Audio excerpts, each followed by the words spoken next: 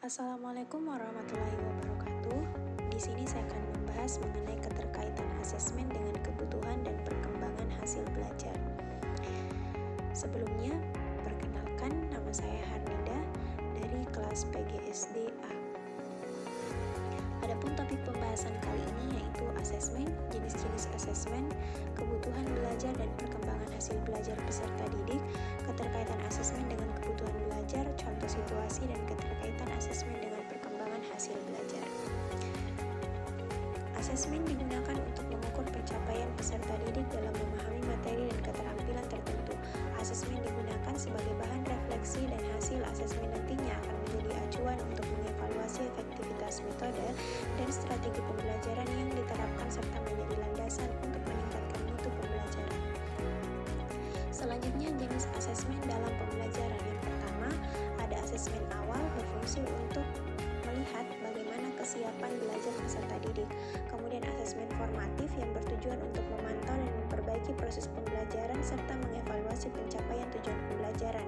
Kemudian asesmen sumatif, penilaian yang bertujuan untuk menilai pencapaian tujuan pembelajaran atau capaian pembelajaran. Selanjutnya, kebutuhan belajar dan perkembangan hasil belajar peserta didik. Yang pertama, ada pemahaman yang mendalam. Peserta didik tidak sekedar menghafalkan fakta, tetapi memahami konsep-konsep penting. Kemudian transfer ilmu pengetahuan, peserta didik diharapkan dapat mengaplikasikan pengetahuan dalam situasi baru. Pengembangan kemampuan berpikir, pengajaran harus mengembangkan kemampuan berpikir peserta didik. Kemudian meningkatkan motivasi belajar, pembelajaran yang bermakna dapat meningkatkan motivasi belajar dan partisipasi aktif peserta didik. Selanjutnya, keterkaitan asesmen dengan kebutuhan belajar. Yang pertama, pemahaman materi. Asesmen membantu guru dalam mengevaluasi pemahaman peserta didik terhadap materi pembelajaran dan menyesuaikan strategi pengajaran. Kemudian pembelajaran terarah. Asesmen membantu mengarahkan pembelajaran dengan memfokuskan pada kelemahan dan pengembangan keunggulan peserta didik. Penilaian kompetensi. Asesmen berguna dalam menilai kompetensi serta berdasarkan tujuan pembelajaran yang telah ditetapkan. Adapun contoh situasinya yaitu asesmen dilakukan agar meningkatkan kompetensi peserta didik ke titik maksimal. Nah, sebagai contohnya, pada penulisan teks berita, jika terdapat peserta didik yang tergolong kategori belum mampu, di sini asesmen hadir untuk mendongkrak kebutuhan peserta didik.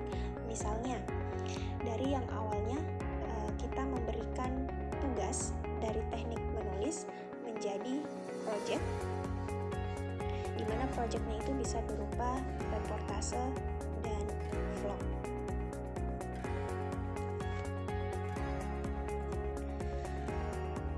Keterkaitan asesmen dengan perkembangan hasil belajar peserta didik. Asesmen merupakan alat yang digunakan untuk mengukur dan memantau perkembangan hasil belajar peserta didik untuk memastikan pembelajaran berjalan dengan efektif. Dan setiap peserta didik memiliki kesempatan untuk mencapai potensinya secara optimal. Nah, kesimpulannya dapat disimpulkan bahwa asesmen ini memiliki peranan yang sangat penting dalam pendidikan, baik dalam mengidentifikasi kebutuhan belajar peserta didik maupun dalam memantau perkembangan hasil belajar. Melalui proses asesmen yang efektif, guru dapat menyesuaikan pengajaran mereka untuk memenuhi kebutuhan belajar peserta didik dan mendukung dalam mencapai tujuan pembelajaran. Sekian dan terima kasih.